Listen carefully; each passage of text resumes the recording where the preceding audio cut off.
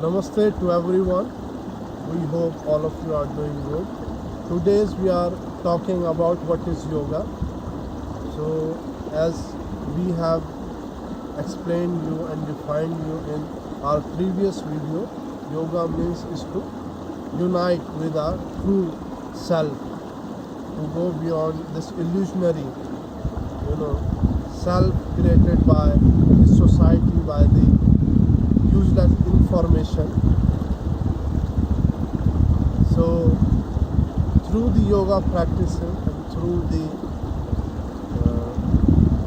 spiritual practices, we can go beyond this illusionary mind and this illusionary identity, to unfold, to let our mind experiences the real self, the real being which is sitting behind this body, which is the God, so which is the consciousness, which is in every particle of this beautiful creation. So the practices of yoga, the aim of all the yoga practices to take us to the last step, samadhi, which is the self-realization, to understand, to realize the eternal self, to realize immortal self, which is beyond the time, space, which is thoughtless, which is eternal, which is bliss, which is God, which is pure consciousness, which is Atma, and so on. So once we reach that point, then we can say that we know the yoga. Then we can say, now we are the yogi. If we are just practicing the aspects of yoga, it wouldn't be good to say that I am a yogi. Okay, we can say that I am a yoga practitioner. That sounds more good.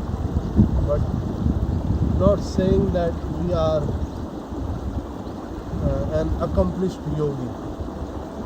Once you realize that state, and thereafter you don't even need to tell it. People can, just by looking, you figure out that you know the things.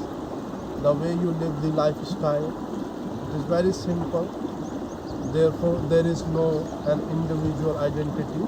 Once you reach the true self, you know that the God which is within you, it is your true, root. It is your true identity, and this God, this pure consciousness, this Atma, it is in every particle of this creation, and it is one. So therefore, there is no separate entities. So therefore, everything becomes one, and our individual consciousness becomes the universal consciousness, and then we cannot identify ourselves as separate from the others.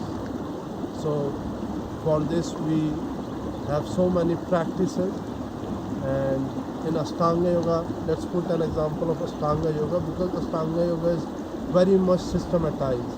So Ashtanga Yoga is 8 limbs of the yoga. So we have Yama Niyamas, which are the basics, where we have non-violence, where we have truthness, and not stealing, not possessing, self-study, surrendering to the God, cleanliness, and so on. These are the practices. As a yoga practitioners, we are required to cultivate in our conduct. If we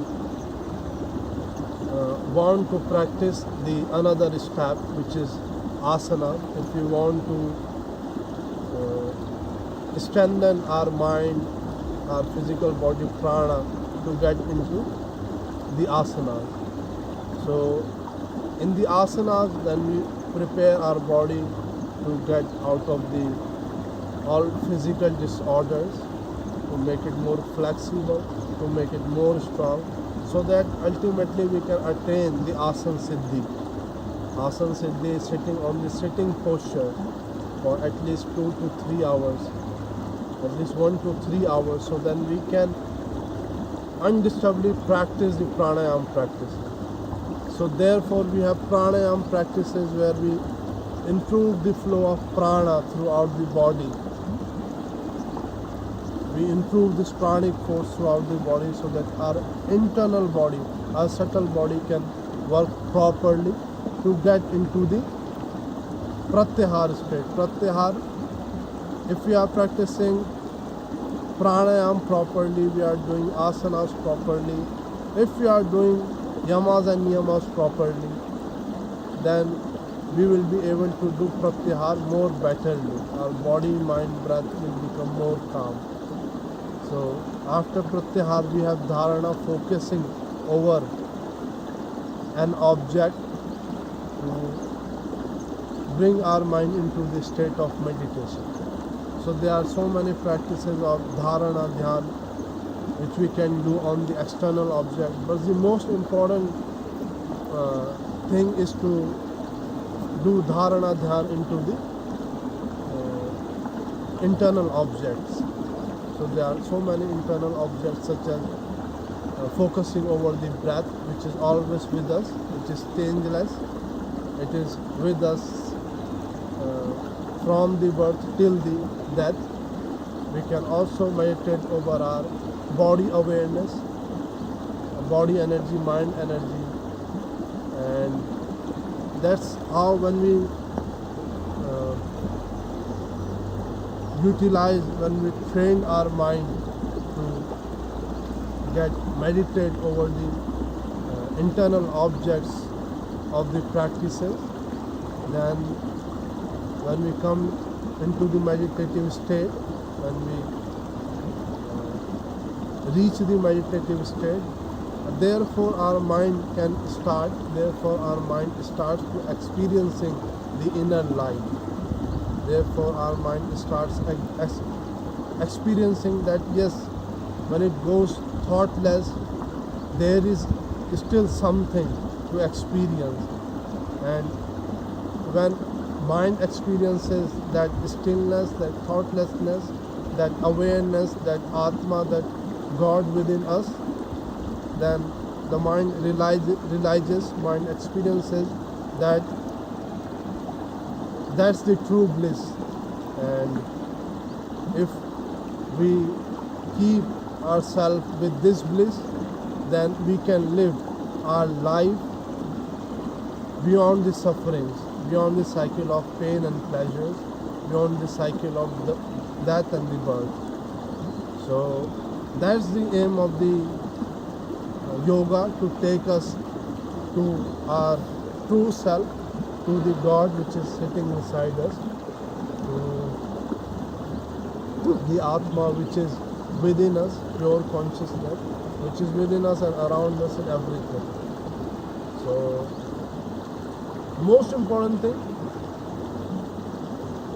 yamas and niyamas. If we are not following yamas and niyamas, the qualities that a yoga practitioner should have in him, then neither we can practice asanas, neither pranayam.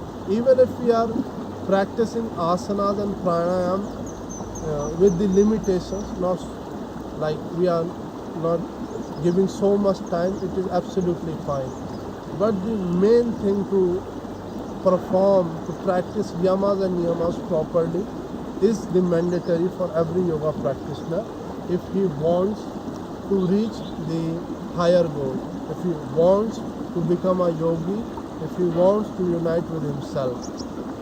You can reduce the practice of asana, there is no problem, but we should not forget the purpose of the asana. Similarly, we can practice, instead of so many pranayama practices, few practices, without forgetting its purpose. And then if we are doing like this, it will be easy for us to reach this state of pratyahar, dharana, dhyan. And once we are good in the dhyan, within a few years we will be able to understand our true self. We will be able to realize our true self, and there ends the quest. Once you realize the reality, the external world will become very easy. It becomes very easy.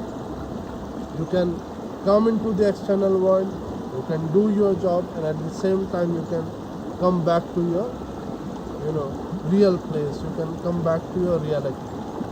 And once we reach that state, slowly all the illusions are vanished, and we can live our life in the reality with the truth, suffering free with the eternal bliss. So that's how we should practice yoga, and this is yoga, and this is the aim of the yoga, and this is the aim of any or every spiritual practice. So to realize the God, to connect with the God, to connect with the Atma, or you can say to connect with the pure consciousness. So that's the aim of every spiritual practice, and like this we should mark our destination, and we should look to live, to attain a healthy, blissful, balanced, peaceful life.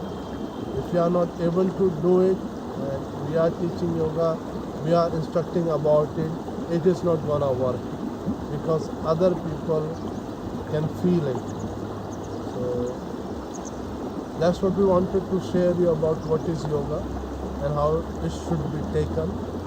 Thank you so much for listening us. If you have any doubt, you can drop down your comment, your question, and we will help you best to answer your question. Thank you so much for listening us. Namaste.